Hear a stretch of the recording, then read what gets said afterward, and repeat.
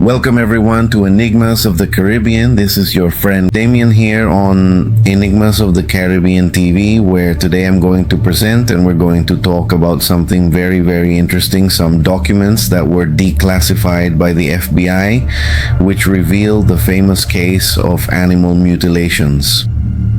It's a comprehensive report that spans approximately 32 detailed pages in length, and I am going to thoroughly summarize its key findings for you in just a few carefully chosen words so that you can fully grasp the profound importance and critical necessity of conducting a complete and official investigation into this matter.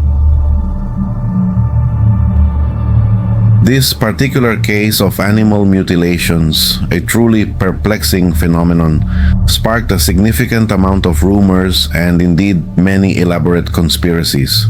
It's important to note that many reported cases were unfortunately fabricated or exaggerated, but please pay close attention because here's the most incredibly interesting and crucial part of this detailed report.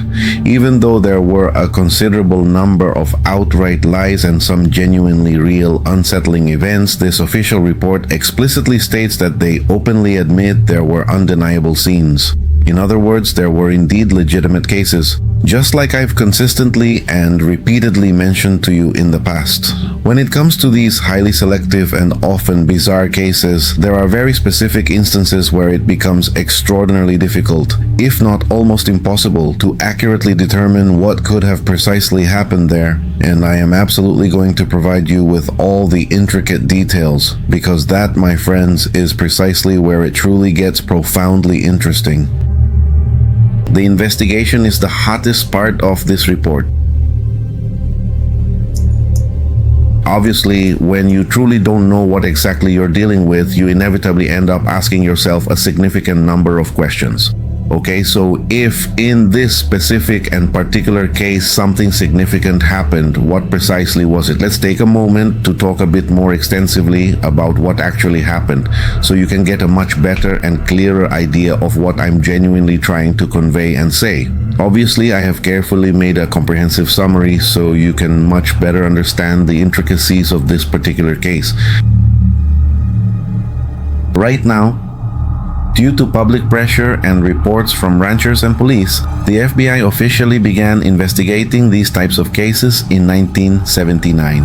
A case was opened called Operation Animal Mutilation, which was led by Kenneth Romer in New Mexico. And what happened in 1980? The FBI published a final report, which is now, of course, declassified. Okay, now let's talk about the key findings about what they discovered and what their conclusion was. Most of the cases studied by the FBI were attributed to natural predators. Obviously. Let's pause there. Yes, let's talk about the likelihood that there are predators that could obviously mutilate an animal, maybe to eat it. That's understandable. But look at this. However, the report admits that some mutilations show characteristics that are hard to explain, such as extremely clean cuts and the absence of blood. I mean, it's not easy for a predatory animal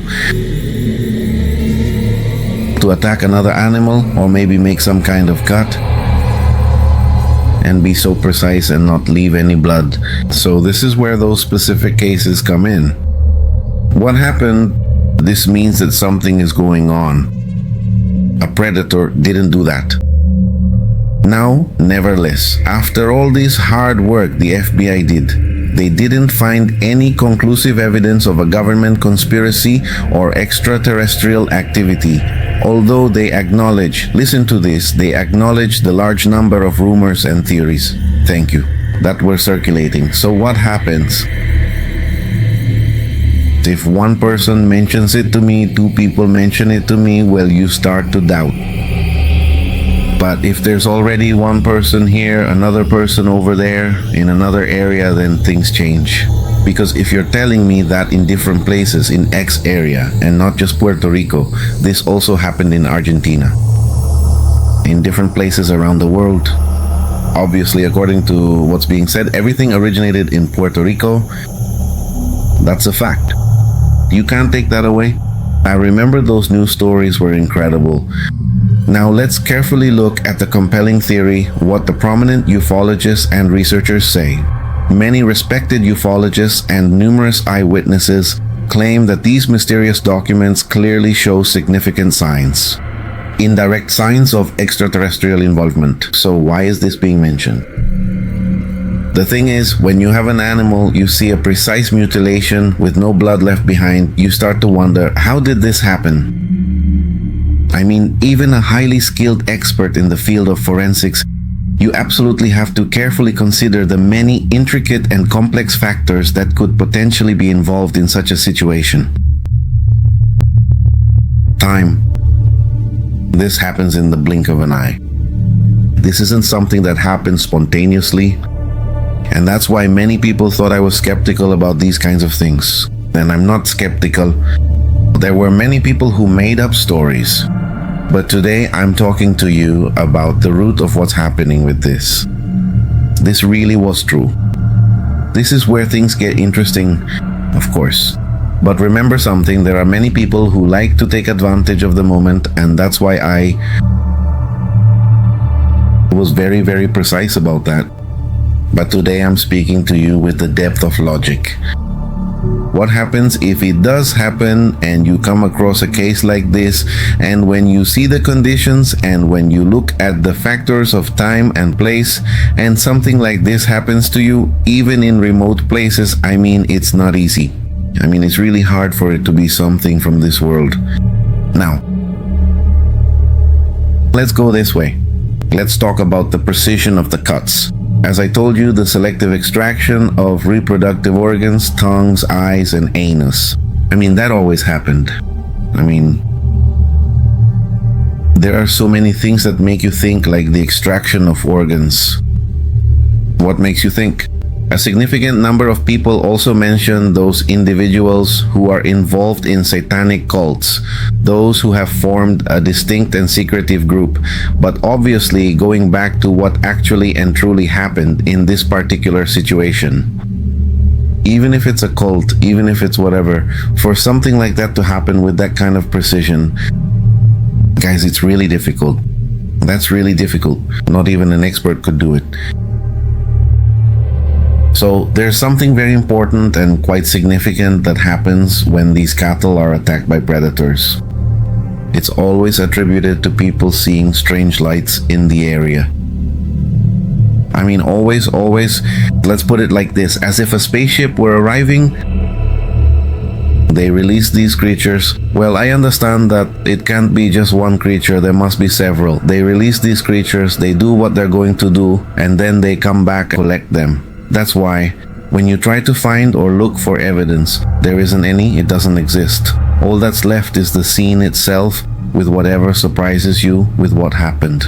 Now, let's keep talking a bit more, because this is getting interesting. By the way, if you still haven't subscribed to the YouTube channel, I ask you to do it now, because we're going to be talking a lot about these topics. Because these topics are a mystery that many people still don't have a definite conclusion about. Now let's talk about something that really makes us think. Let's talk about the conclusion that, according to the FBI, they reached at that time. It says that the documents the FBI produced and the investigation they carried out took the phenomenon seriously for a while. Although officially no explanation has been given beyond natural causes. Hey, it's really difficult. If you have something, it's like if you lived in a certain area and overnight a pyramid was built in front of your house, you'd have 25,000 questions. You'd say, how did this happen? Now, the subject is still a matter of debate and mystery, fueled by the strange and unusual circumstances that often surround us in these particular kinds of cases. That's precisely why I've always been very skeptical, but I've never actually said that I don't truly believe in these mysterious and unexplained things. I always said so. Now, with our very important KAIFAR project that we're currently working on, we are diligently using certified and highly accurate instruments to meticulously try and attempt to discover exactly what we're doing with this significant KAIFAR project. Obviously, it's to perhaps obtain possible scientific evidence to maybe have an explanation. There are a lot of sightings being reported, people. There are a lot of sightings being reported. It's really hard to explain. For us to have the absolute truth about what's happening is going to be very difficult. Maybe decades will go by and we still won't know what could have been happening with this. So if you like these kinds of topics, let me know in the comments section. I want to know your opinion. Remember to give it a big like. It really helps the channel a lot and it's important to know your opinion. So if you watch this video, share it because we're going to be talking about this and much more. And especially now that we're conducting scientific tests, looking for scientific evidence so we can tell the public what might be going on. So enough talk, tell me what you think about all this.